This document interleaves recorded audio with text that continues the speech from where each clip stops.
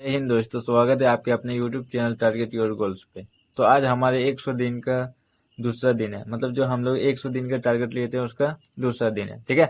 जिसमें आज हम लोग पढ़ने वाले हैं कि लोकतंत्र किस तरह उत्तरदायी, जिम्मेदार और वैध सरकार का गठन करता है। यानी कि लोकतंत्र जो है वो किस प्रकार एक उत्तरदायी, जिम्मेदार मतलब जो जिम्मा लेता है और वैध सरकार का गठन करता है। ये क्वेश्चन बहुत ही इंपॉर्टेंट है। 2009, 2013, 2017, 2022 यानी कि हर 4 साल के बाद 9, 4, 13, 4, 17, 4, 21 यानी कि 5, 22 उसके बाद हो सकता है कि ये 25 में आ जाए, है ना। तो ये इसलिए बहुत ही महत्वपूर्ण क्वेश्चन है, ठीक है। तो आप क्वेश्चन देख लीजिए और इसका आंसर देखते हैं। बोला लोकतंत्र एक उत्तरदायी, जवाबदेह तथा वैध सरकार का गठन करता है क्योंकि प्रजातंत्र नियमित, स्वतंत्र तथा निष्पक्ष चुनाव सुनिश्चित करता है।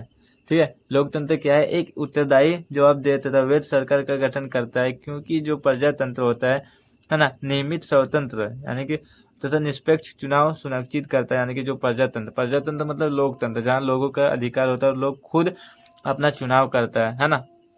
तो एक प्रजातांत्रिक लोकतांत्रिक सरकार देश के नागरिकों के प्रति उत्तरदायी होती है। यह लोगों की आवश्यकताओं, उनके सुझाव तथा उनके आकांक्षाओं को पूरा करने का प्रयास की है।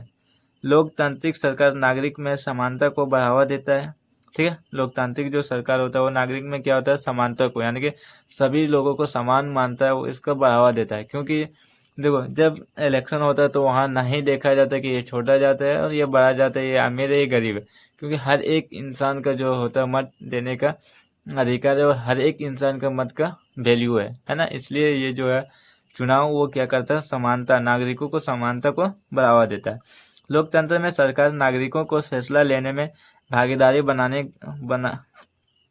कर लेती है। ठीक है, लोकतंत्र का सरकार जो है वो नागरिकों को भी फैसला लेने का भागीदार बना लेता है। क्योंकि अगर लोकतंत्र में सरकार भी जानता है कि अगर हम अब भी जनता का बात ना माने तो हो सकता है अगला मतलब आने वाले चुनाव में जनता मुझे ही बदल दे। ठीक है, तो इसमें आप भाग लेने देते हैं। लोकतंत्र में सरकार नागरिकों को फैसला लेने में भागीदार बनाकर लेती है। हो गया। उसके बाद प्रजातांत्रिक शासन व्यवस्था एक वैध शासन व्यवस्था है। यह सुस्त हो सकती है। क्या हो सकती है? यह सुस्त हो सकती है, कम दक्ष हो। प्रजातंत्र शासन जो व्यवस्था है वो वैध शासन व्यवस्था है। यह सुस्त हो सकती है, कम दक्ष हो। अगला क्वेश्चन है, भारत की संघीय शासन व्यवस्था की विशेषता की चर्चा कीजिए। यानी कि भारत की जो संघीय शासन व्यवस्था है उसकी विशेषता करें। ये भी देख लीजिए, बहुत ही इंपॉर्टेंट क्वेश्चन है, बहुत बार आ चुका है। 2009, 2014, 2016, 2018, 2020 उसके बाद 22, 24 4 साल लगातार नहीं आया, तो हो सकता है 25 में आ जाए।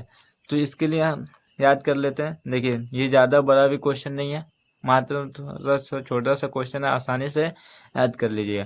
भारत की शासन व्यवस्था संघीय है। भारत का जो शासन व्यवस्था है वो संघीय है। संविधान में भारत के राज्यों को एक संघ घोषित किया गया। संविधान में जो है वो भारत को क्या घोषित किया गया? एक संघ घोषित किया गया। संघीय व्यवस्था के अंतर्गत शासन के 2 स्तर हैं, केंद्र तथा राज्य। हाल ही में इस व्यवस्था के अंतर्गत तीसरा स्तर पंचायती राज संघ व्यवस्था के अंतर्गत शासन के विभिन्न स्तरों पर विधायी अधिकारों को विकेंद्रीकरण किया गया है। केंद्र सरकार तथा राज्य सरकार के बीच विधायी अधिकारों का विभाजन निम्न 3 सूचियों के अंतर्गत किया गया है। यानी कि जो भारत की संघीय शासन व्यवस्था था वो पहले कितने थे? 2, केंद्र सरकार और राज्य सरकार। लेकिन क्या हुआ, अभी हाल ही में कुछ सालों पहले क्या किया, उसको एक तीसरा स्तर भी बांट दिया गया है। ठीक है, जिसमें आता है पंचायती राज, नगर पालिका को जोड़ा गया। तो इसके अंतर्गत मतलब जो 3 है वो क्या है? संघ सूची, राज्य सूची और समवर्ती सूची। क्या है? संघ सूची, राज्य सूची और समवर्ती सूची। ठीक है, नेक्स्ट क्वेश्चन देख लेते हैं। औद्योगिक अवस्थित के प्रभावित करने वाले 3 मानवीय कारक बताएं। कितने मानव कारक बताने बोल रहे हैं? तो 3। तो ये क्वेश्चन का आंसर ज़्यादा लंबा नहीं है लेकिन बहुत ही इम्पोर्टेंट है। ठीक है, देखिए कब कब आया? 2010 में, 15 में, 18 में, 19 में, 20 में। यानी कि 18, 19, 20 लगातार कंटिन्यू 3 साल आया। तो सोच सकते हैं कि कितना इंपॉर्टेंट क्वेश्चन है। ठीक है, और अभी 4 साल कंटिन्यू नहीं आया, तो हो सकता है 25 में आ जाए। तो एक बार इसको भी देख लीजिए, याद कर लीजिए। ये ज़्यादा लंबा भी नहीं है, मात्र 3 वो प्रभावित करने वाले कारक बताए, तो वो 3 को देख लेते क्या है। तो लिखे, उद्योगों की अवस्थिति को प्रभावित करने वाले 3 मानवीय कारक निम्न है। क्या है? निम्न है। ठीक है, जिसमें से एक आता है पूंजी, दूसरा आता है यातायात की सुविधा, तो पूंजी कोलकाता, मुंबई, दिल्ली।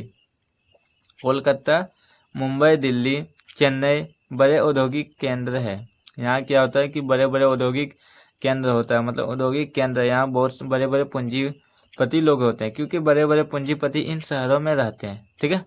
दूसरा क्वेश्चन, यातायात की सुविधा। सड़क और रेल मार्ग के उद्योगों के विकास में महत्वपूर्ण योगदान है। मतलब अगर कई उद्योग है तो उस उद्योग तब तक नहीं चल सकते जब तक वहाँ का यातायात मतलब सही ना हो, क्योंकि फैक्ट्री में अगर माल बन रहा है, सामान का पैदा हो रहा है, लेकिन अगर उसको एक जगह से दूसरे जगह बाजारों तक ना पहुंचाया जाए तो उस सामान का कोई वैल्यू नहीं है।